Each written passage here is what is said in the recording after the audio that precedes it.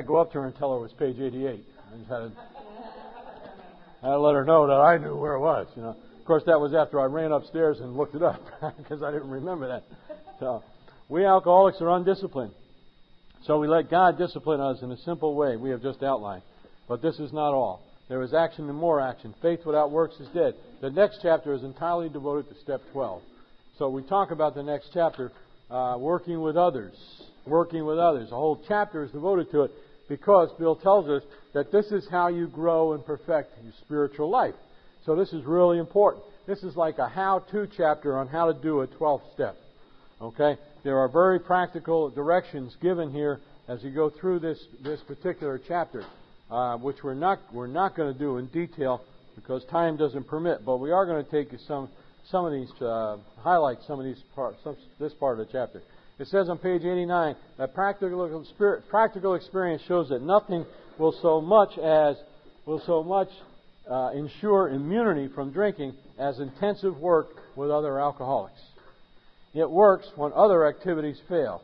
This is our 12th suggestion. Carry this message to other alcoholics. You can help when no one else can. You can secure their confidence when others fail. Remember, they are very ill. All right, and here's some promises again for the 12th step. Life will take on new meaning.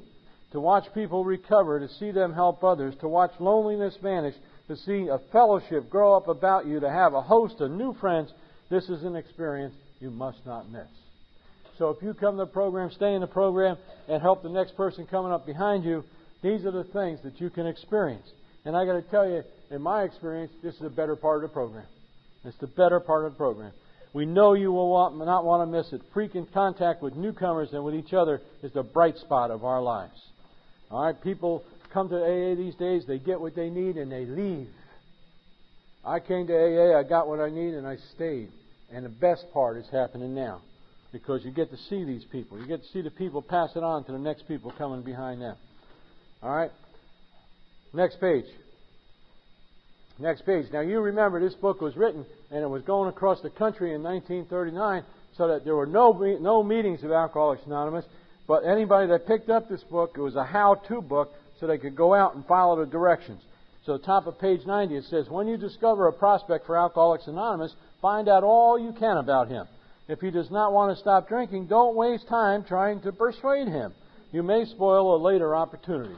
This advice is given for his family also. They should be patient. Realize they're dealing with a sick person. Okay? Down the next paragraph. Sometimes it is wise to wait until he goes on a binge. Don't deal with him when he is very drunk unless he is ugly and the family needs your help. Wait for the end of the spree, or at least a lucid interval. Down the bottom of that third paragraph, last sentence. You should be described to him as one of a fellowship who, as part of their own recovery, try to help others, and who will be glad to talk to him if he cares to see you. Next paragraph, fourth paragraph on page 90, about 3 or 4 sentences at the end, it says, you might place this book where he can see it in the interval. Now, many people have placed a book where people could see it in the interval, have gone back to find out that alcoholic who's still actively drinking has taken a look at that book in the interval. Because it's out there. And we know we got a problem. We just don't want you to help us with it.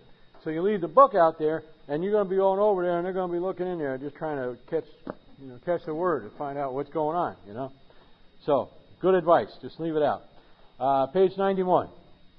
Page 91. Now listen to this. Listen to this. When do you go see this guy? When your man is better, the doctor might suggest a visit from you. Though you have talked with the family, this is 91, second paragraph. Though you have talked with the family, leave them out of the first discussion. Under these conditions, your prospect will see he is under no pressure. He will feel he can deal with you without being nagged by his family. Call on him when he is still jittery.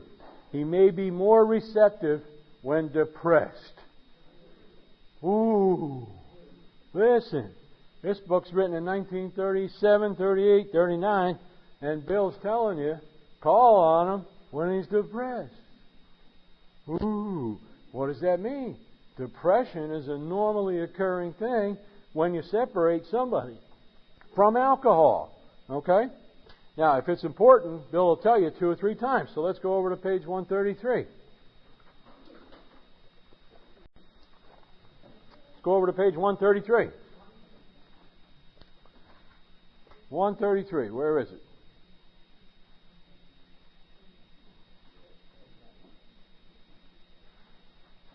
It says, first full paragraph, now about health. A body badly burned by alcohol does not often recover overnight, nor do twisted thinking and depression vanish in a twinkling.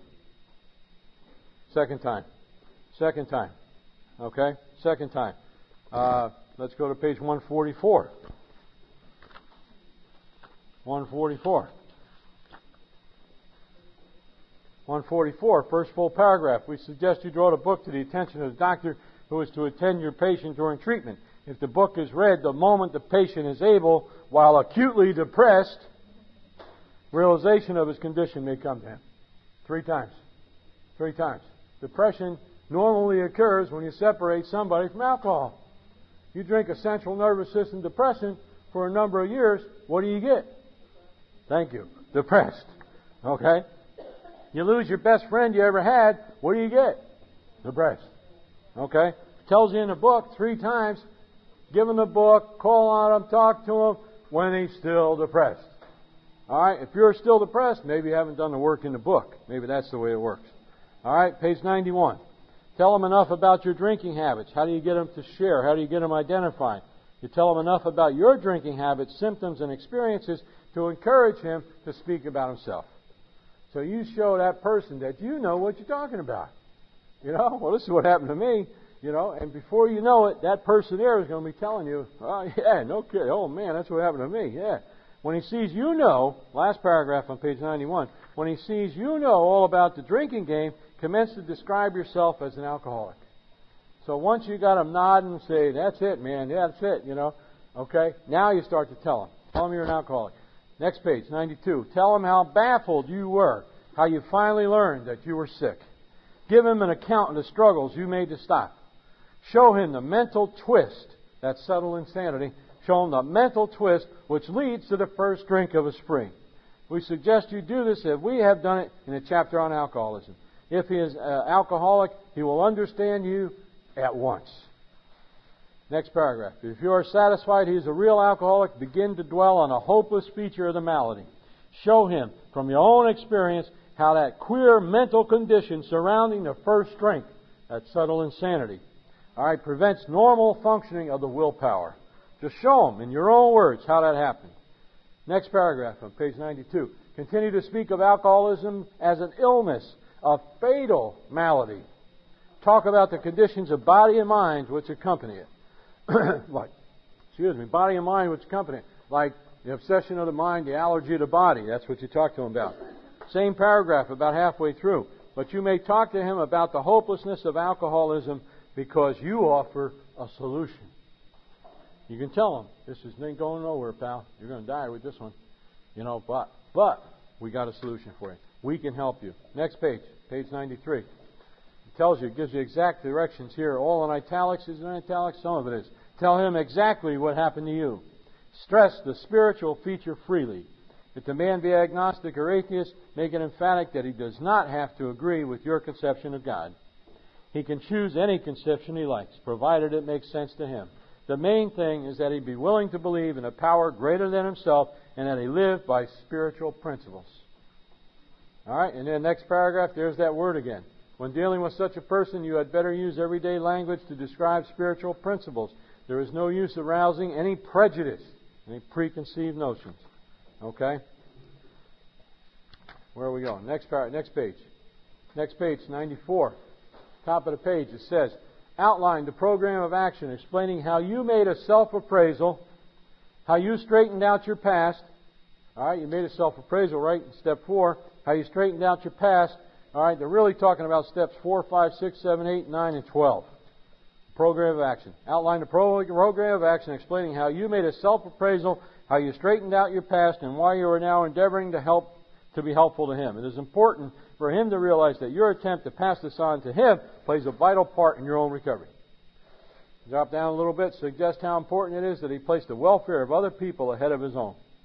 You've got to work with others so you can grow along spiritual lines. If your talk, drop down a little further, if your talk has been sane, quiet, and full of human understanding, you have perhaps made a friend. You open up the doors. Okay? Now we're going to jump to the last chapter that we want to talk about, because I don't mean to say that what's in between here is not important, because it's very important. Bill wrote a how-to book. So we're jumping over chapters. We're jumping over chapters here, a chapter to the wives. And in To the Wives, Bill tells you about 5 different kinds of alcoholics. And he gives you very precise directions to how to work with each one of those alcoholics. But we don't have time to go into that today. In the next chapter, Bill wrote a book that is a how-to book so that everybody can use it. So he wrote about the family afterwards and how to live and work and be happy within the family once someone in that family has stopped drinking. But time doesn't allow us to do that also. In the next chapter, he wrote a chapter to the employers because he wanted people to be able to pick up this book who had alcoholics that were employed by them. And he gave you some good, precise directions on how to work with people that are still current and good today. But we don't have time to go into that. We want to do the last chapter.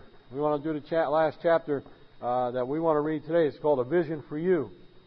A Vision for You. And it tells us in the beginning of that chapter, for most normal folks, drinking means conviviality, companionship, and colorful imagination. It means release from care, boredom, and worry. It is joyous intimacy with friends and a feeling that life is good. But not so with us in those last days of heavy drinking. The old pleasures were gone. They were but memories. Never could we recapture the great moments of the past. There was an insistent yearning to enjoy life as we once did, and a heartbreaking obsession that some new miracle of control would enable us to do it. There was always one more attempt and one more failure. Next paragraph, he says, about halfway through, some of us sought out sordid places. I don't know if you did. I can tell you some you might have missed. Some of us sought out sordid places, hoping to find understanding, companionship, and approval. Momentarily we did, but then would come oblivion and the awful awakening to face the hideous 4 horsemen of terror, bewilderment, frustration, and despair. Unhappy drinkers who read this page will understand. Next page. Next page.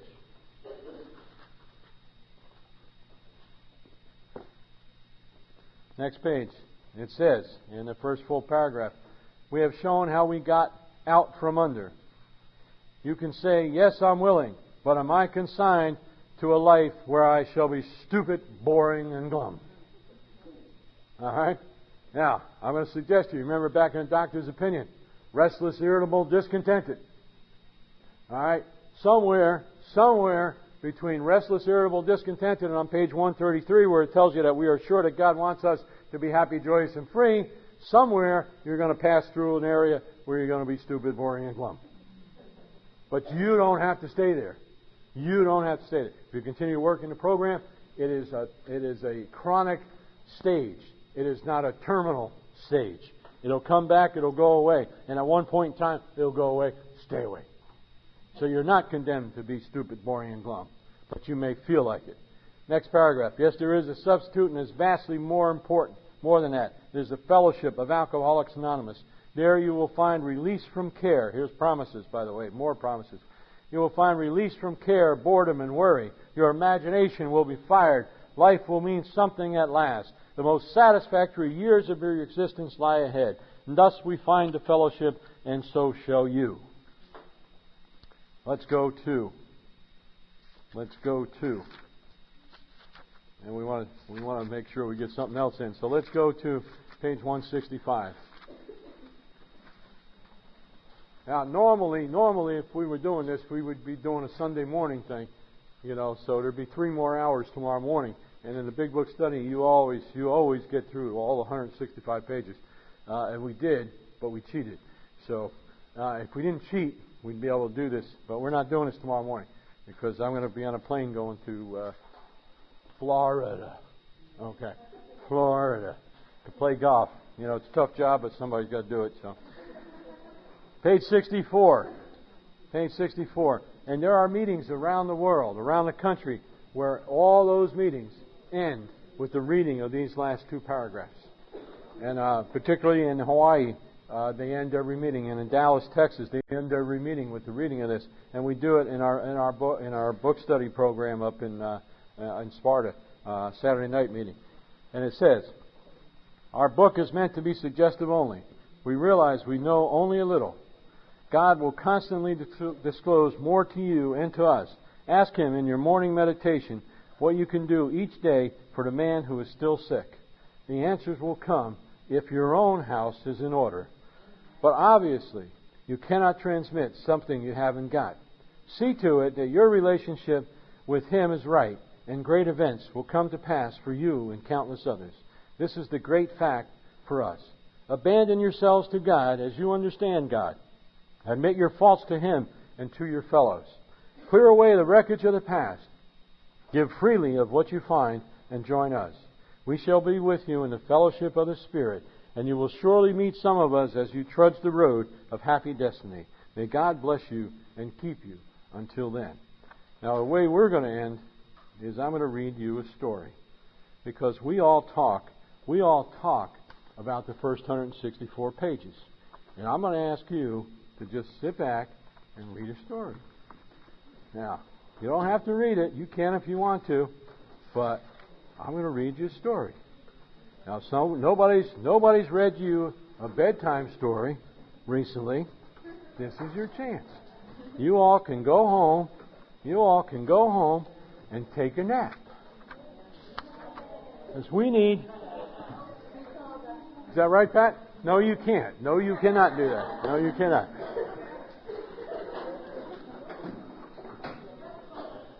And I'm going to read you my favorite story. It's real short, and we'll get it done on time so the tape doesn't run over.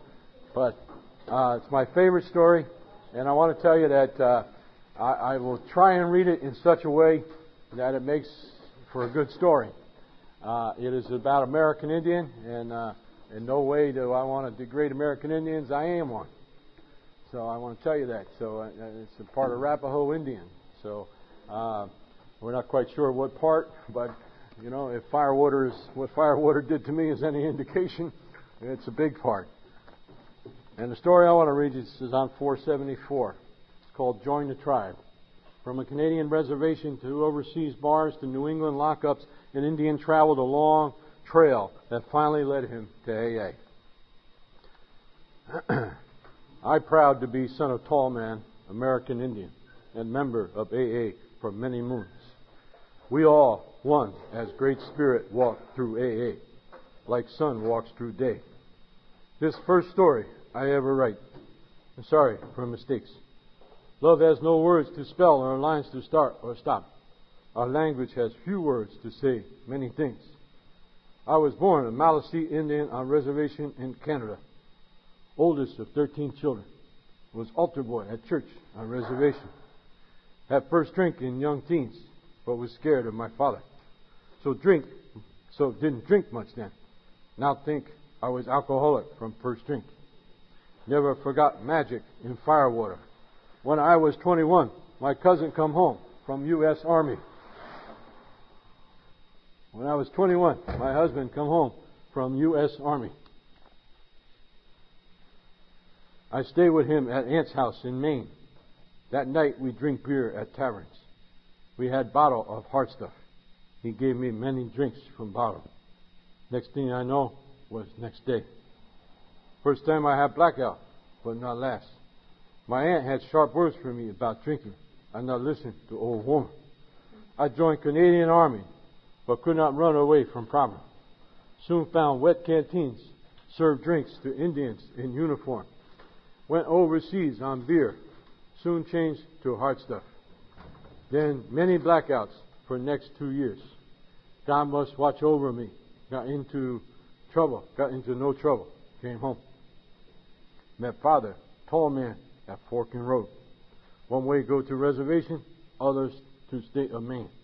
We went to booze joint in Maine. Remember only first 2 drinks. Then I black out. Get home 4 days later. Now I slide down mountain fast. Take many pledges, but break them. I get arrested. I get arrested again. Judge say I go to jail next time. So I change counties in Maine. When counties run out, I move to Connecticut. Climb on water wagon for a few months. Build houses for cops. Soon I drink beer. Then hard stuff. Then I find jails in Connecticut too. Cops say for me to call them. They get me out. I think they sorry they tell me this. Next 2 years I call them many times. Last time in jail I have 2 black eyes. Cops now sick of me. So they buy me one-way ticket to Canada. Pack my clothes and put me on train. My brother and me find work on Turnpike in Maine. I stay on wagon for a while, but miserable. Then I drink again, but more miserable. I want to stop this bad life, but where to turn? Last time I drink, I go to room, think about kill myself. Then I went on bridge to jump. By grace of God, I stopped. Think 2 things. This will kill good mother and father. Then remember, boys talk about Indian fella who've been sober 3 years. I hear about AA, but think it was religion. I have religion, but now I change it if it brings good life. I find Indian fella. We talk long time. Tell him I want to get away from bottle and misery. How he do it? He say he take me to AA meeting. I go with him to first meeting in a small town in Maine. My sponsor say men who talk speak truth. Then I know we walk same trail. Have not take drink since. I hear men say, one day not drink, not try no drinks for Lent or for life, just one day. This sound easy, so we'll try. They say call a friend before I buy drink. Talk in meetings make me feel good, so I jump quick from first step to 12th step to help my brother living with me. 2 weeks later, he come to AA meeting. Came to believe, have not had drink since. We both happy. After 6 months, we moved to Bridgeport, Connecticut. Find same AA, same spirit. Year later, I go to Canada, carry message to tall man, but he not listen to son. He old, sick, want to be alone with bottle. Miracles happen all the time in AA. 2 years later, my brother take tall man to first AA meeting. Tall man was blind, but soon he see. He stays sober, start group on reservation, and carry message. Help start other groups all over Maritimes in New England. He was old, but now he grow young with new life in AA and travel all time. When he speak from heart, big men cry. Words of truth and love are strong medicine. Tall man died 5 years ago, a sober, peaceful, happy man. Main newsletter called Boomerang say, with tireless devotion and humility, this venerable Indian gentleman traveled thousands of miles, humbly pleading for sobriety.